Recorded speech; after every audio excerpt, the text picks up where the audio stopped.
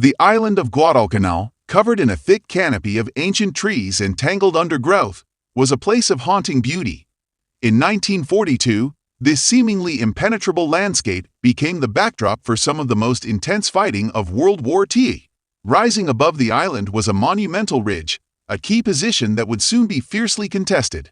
For the Japanese, this ridge was the last barrier between their forces in Henderson Field, a crucial airbase that gave the U.S. a strategic advantage in the Pacific. Capturing this ridge was essential for the Japanese Empire's war efforts. At the ridge's summit, Marine Corps Lieutenant Colonel Merritt, Red Mike Edson, volunteered to lead a group of 800 Marines in a desperate attempt to hold off the seasoned warriors of the Imperial Japanese Army. These Japanese troops, determined and battle-hardened, were prepared to fight to the death to seize control of the ridge. On the night of September 12, 1945, the jungle seemed to swallow the day as darkness fell, leaving an eerie silence that hung over the land. The Marines, their hearts pounding, gripped their rifles, ready for what was to come. Suddenly, the stillness was shattered by the roar of artillery fire, unleashing one of the most horrific battles in U.S. military history. The violence that followed was so intense that the ridge earned the grim name Bloody Ridge. Despite the brutality, the Marines, under Edson's command, held their ground. Their courage and determination would change the course of the battle, and ultimately, history. In honor of their valor, the ridge was later renamed Edson's Ridge, a tribute to the men who had fought so bravely there. Earlier that year, in the summer of 1942, the Pacific War had reached the distant shores of Guadalcanal, a strategic outpost in the South Pacific. Both the U.S. and Japanese forces recognized the island's importance in the larger conflict. The Japanese aimed to occupy Guadalcanal to cut off vital communication and supply lines between the United States and Australia. This move was part of a broader strategy to consolidate their power in the Pacific. For the United States, stopping the Japanese advance was crucial. Guadalcanal represented a key strategic point, potentially serving as a launchpad for future offensives. Amidst the island's complex terrain, one location became the focal point of the conflict: Lunga Point Airfield. The Japanese had been working tirelessly to complete this airfield, which would have given them a significant strategic advantage. A fully operational airfield would allow them to project air power across the Pacific, threatening surrounding islands and the critical connection between the U.S. and Australia. Faced with this challenge, the U.S. Marines launched a daring counteroffensive on August 7, 1942. Known as Operation Watchtower, this mission aimed to seize the airfield from Japanese control. Despite fierce resistance, the Marines succeeded in securing the partially completed airfield. This victory not only gave the U.S. a strategic foothold, but also allowed them to launch air operations that quickly disrupted Japanese plans in the region. A few days later, on August 12, the airfield was renamed Henderson Field in honor of Marine aviator Lofton Henderson, who had died heroically in the Battle of Midway. From this newly secured base, Allied aircraft, known as the Cactus Air Force, began to assert dominance over the Solomon Islands, creating an ongoing challenge for Japanese forces. As the battle for control of Guadalcanal intensified, General Alexander Archer Vandegrift deployed his 1st Marine Division, a force of 11,000 men, to fortify a defensive perimeter around Henderson Field. Between August 21 and September 3, Vandegrift strategically shifted Marine battalions to Guadalcanal, including Lieutenant Colonel Merritt A. Edson's 1st Raider Battalion, to strengthen the defenses. In response, the Imperial Japanese Army, determined to reclaim Guadalcanal, turned to the 17th Army stationed at Rabaul, under the command of Lieutenant General Harukichi Hyakutake. For Hyakutake, the stakes were high, and he was prepared to do whatever it took to regain control of the airfield. The capture of Henderson Airfield and the growing Allied presence in the Solomon Islands severely hindered the Japanese ability to effectively conduct operations in the region. The Japanese, failing to adequately prepare for a swift counterattack, found themselves unprepared for the challenges ahead. On the night of August 21, the Japanese launched a brutal frontal assault at Alligator Creek, located on the eastern flank of the Marine Lunga perimeter.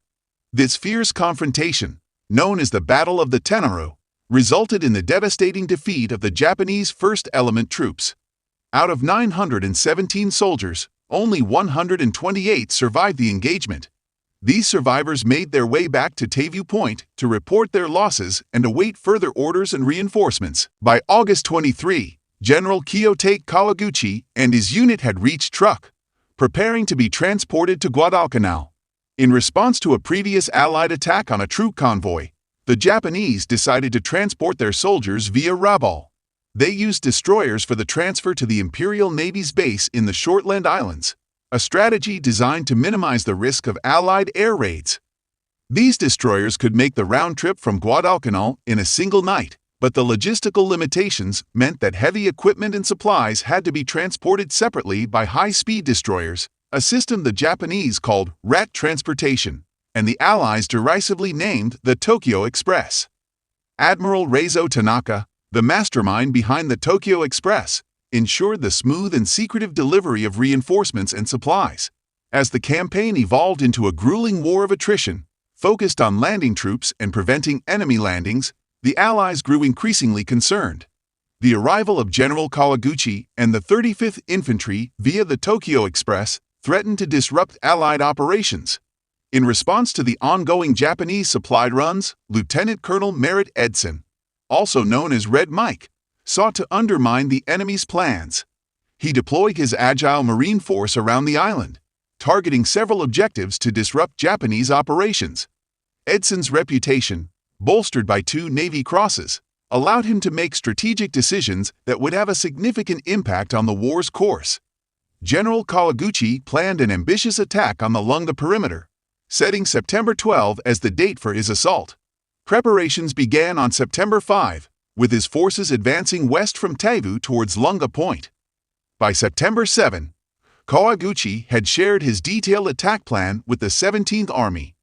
His strategy involved dividing his forces into 3 groups, one attacking from the west, a second group known as the Kuma Battalion attacking from the east, and the main force, comprising 3,000 men in 3 battalions, advancing from the south. He also requested airstrikes on Henderson Field starting September 9 and naval warships to be stationed off Lunga Point by September 12 to prevent American escape. While most of Kawaguchi's troops moved towards Lunga Point, about 250 Japanese soldiers remained at Taivu to guard the supply base. British-informed native scouts reported Japanese troop movements near the village of Tasimboko, approximately 17 miles east of Lunga. In response, Lieutenant Colonel Edson led 813 Marines towards Taivu, using destroyer transports U.S. McKean and Manley, along with 2 patrol boats. On September 8 at 5:20 am, Edson and 501 Marines landed at Taivu. Supported by air cover from Henderson Field and the destroyer transports, they fought their way to Tasimboko village. By 11:00 am, the rest of Edson's forces had arrived. With continued air support, they broke through the village defenses, forcing the Japanese troops to retreat into the jungle. In Tasimboko, Edson's men discovered a well-stocked supply base for Kawaguchi's forces, including food, ammunition, medical supplies, and a crucial shortwave radio. After seizing and destroying the supplies and equipment, the Marines returned to the Lunga perimeter by 5:30 p.m. The captured documents revealed critical intelligence. At least 3,000 Japanese troops were on the island, preparing for an imminent attack. This information helped the Marines better prepare for the upcoming battle and provided a clearer understanding of the enemy's strength. Anticipating an attack, Edson and Colonel Gerald Thomas predicted that the Japanese would target the unguarded Lunga Ridge, which offered a commanding vantage point just south of Henderson Field.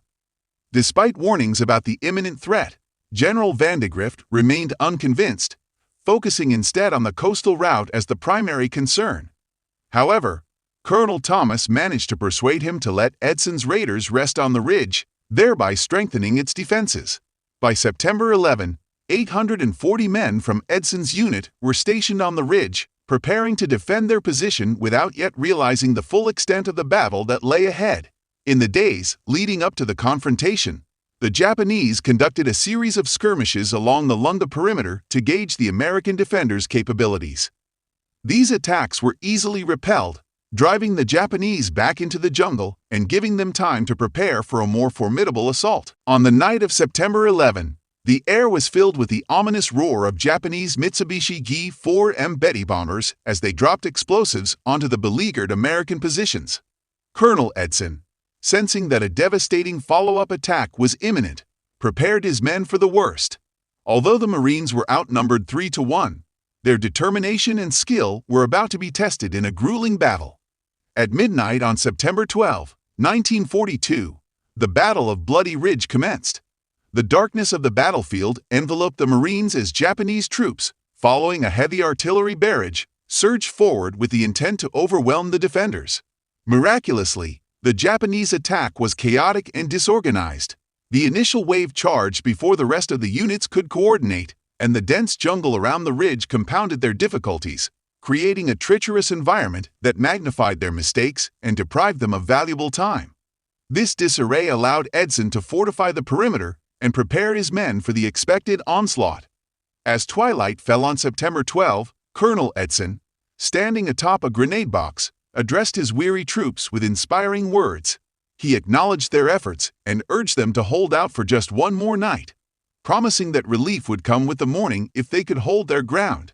The Japanese forces, skilled in nighttime warfare, launched a series of massive attacks under the cover of darkness, with smaller infiltrator groups penetrating the Marines' outer defenses. The attacks came from multiple directions, causing Marine raiders of Company B to be driven from their hilltop positions and pushing back the Marines of the 1st Parachute Battalion. In response, Edson ordered a tactical retreat to the command post on Hill 123, the ridge's central point. The jungle, which had previously hindered the Japanese advance, now seemed to favor them. It concealed their movements until they emerged from the dense foliage. Amid the chaos, some Marines panicked upon hearing rumors of poison gas, which further exacerbated the situation as they lacked gas masks. As panic spread, some Marines retreated towards the airfield, calling for withdrawal. Just when it seemed that the Japanese might overwhelm the Americans and seize Henderson Field, Major Kenneth D. Bailey and other Marine officers arrived. They took charge, directing the Marines back into defensive positions around Hill 123 and calming their fears. Their timely intervention was crucial in preventing a complete collapse of morale and ensuring that the Marines continued to resist the relentless Japanese assaults. Despite the overwhelming odds, Edson and a few officers rallied the troops, encouraging them to stand firm and fight. Edson's leadership and the Marines' resolve played a pivotal role in holding the ridge and countering the Japanese offensive. With their spirits reignited, Edson's raiders fought tenaciously to hold their positions, forming a formidable horseshoe defense around Hill 123. Despite the Japanese battalion's relentless waves of assaults, which advanced under the dim light of parachute flares dropped by a Japanese floatplane, the Marines bravely repelled the attackers. The Japanese even managed to wheel a 75mm regimental gun onto Hill 80, aiming to decimate the American command post. Miraculously, however, the gun's firing pin failed, depriving the Japanese of a critical advantage. Despite this stroke of luck, the Japanese onslaught continued unabated. Seizing the opportunity to exploit the exposed left flank of along the perimeter, Edson led a daring counterattack. He ordered parachute companies B and C to advance from behind Hill 123, charging forward with fixed bayonets. The fearless Paramarines cut down Japanese soldiers who had breached Marine lines and were poised to undermine the American defenses from the flank. They took up positions on the hill's eastern side, fortifying the Marine stand. Meanwhile, Marines from other units and Edson's command staff, including Major Bailey, braved enemy fire to deliver much-needed ammunition and grenades to the Marines around Hill 123, who were running perilously low on supplies. This timely resupply allowed the Marines to mount a counterattack that surprised the Japanese and forced many of them to flee. The tide of the battle began to turn as the Marines unleashed a barrage of heavy artillery fire, compelling the Japanese survivors to confront the Americans in brutal hand-to-hand combat. The Japanese launched another vicious assault on Edson's left flank, just as the parachutists had taken their positions. Despite the renewed attack, the Marines held their ground, repelling the enemy with a deadly hail of rifle, machine gun, mortar, and grenade fire. Marine 105mm and 75mm artillery added to the devastation, tearing through Japanese ranks. One captured soldier later described the carnage, noting that his unit had been annihilated by the Marine artillery, with only 10% surviving. Captain William J. McKinnon described the relentless nature of the Japanese assaults as almost constant, like a storm that momentarily subsides before pouring even harder. The battle was characterized by a series of fierce attacks, some devolving into brutal hand-to-hand combat and incessant sniper fire from all directions. By 4:00 a.m., after enduring numerous attacks, including some that turned into hand-to-hand combat, Edson's men were reinforced by troops from the 2nd Battalion, 5th Marine Regiment. Together, they repelled two more ferocious Japanese offensives before dawn. Throughout the harrowing night, Colonel Edson remained steadfast, only 20 yards behind the Marine firing line on Hill 123. His leadership was crucial in rallying his troops and orchestrating their defensive efforts. Captain Tex Smith, who observed Edson throughout the night, remarked that if anyone could hold a battalion together, it was Edson. Amid the savage fighting, fragments of 3 Japanese companies managed to bypass the Marine defenses on the ridge. Despite heavy losses, they reached the edge of Fighter 1, a secondary runway at Henderson Field. However, a swift counterattack by Marine engineers thwarted the advance of one Japanese company, forcing them to retreat. The other 2 companies, reluctant to venture into the open area around the airfield without reinforcements, withdrew to their original positions south of the ridge. As dawn broke, approximately 100 Japanese soldiers remained exposed on the south slope of Hill 80, potentially preparing for a final charge on Hill 123. Guided by the emerging daylight, 3 U.S. Army P-400 Airacobra fighters from the 67th Fighter Squadron at Henderson Field swooped in, strafing the exposed Japanese troops near Hill 80 and cutting down most of them. The few survivors fled back into the jungle.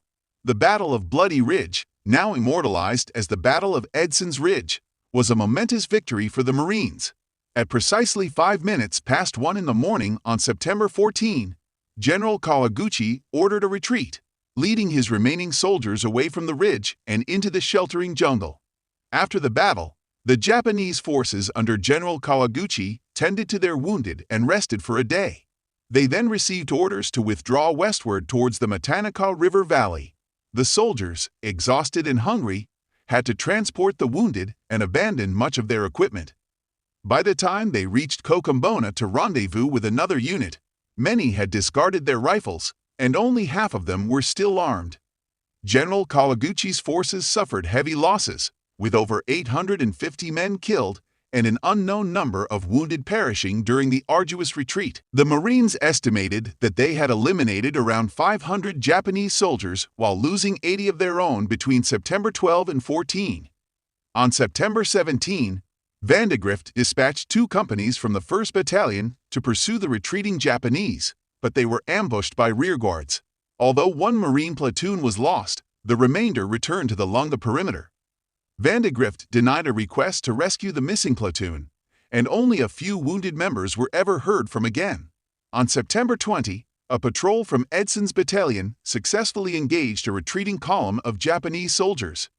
Meanwhile, the Americans focused on fortifying their defenses at Lunga. Vandegrift brought in another battalion from Tulagi, and an Allied naval convoy delivered over 4,000 troops from a provisional Marine brigade. With these reinforcements, the U.S. established a formidable line of defense around the perimeter. The Battle of Edson's Ridge marked a significant turning point. It was the first major defeat for the Imperial Japanese Army in the entire war. The loss led to a strategic reassessment by Japanese High Command, recognizing Guadalcanal's pivotal role in the broader conflict. The Japanese were unable to reclaim Henderson Field, resulting in American air supremacy over the Solomon Islands. This dominance paved the way for a successful island-hopping campaign that would define the remainder of the war. General Hakutake had to withdraw troops from New Guinea, where they were close to their target of Port Moresby, to reinforce the Solomon Islands front. This decision was costly, as the Japanese lost momentum and could not resume their assault on Port Moresby. The battle underscored Guadalcanal's strategic importance, prompting both sides to intensify their efforts to secure the island. The American lines around Henderson Field became impenetrable with improved defenses and reinforcements. Ultimately, the Battle of Edson's Ridge signaled the beginning of the Japanese decline in the South Pacific, shifting the balance of power in favor of the Allies and marking the twilight of the once mighty empire of the rising sun. Red Mike Edson, renowned for his leadership during the battle, went on to have a distinguished military career. Promoted to brigadier general in 1943, he later served as the Chief of Staff of the Fleet Marine Force Pacific. After World War II, Edson retired from the Marine Corps in 1947 with the rank of Major General and became the Executive Director of the National Rifle Association, NRA, from 1948 to 1951. He passed away on August 14, 1955, at the age of 58. Edson received numerous awards for his exceptional service, including the Medal of Honor, Navy Cross, Silver Star, and 2 Legions of Merit.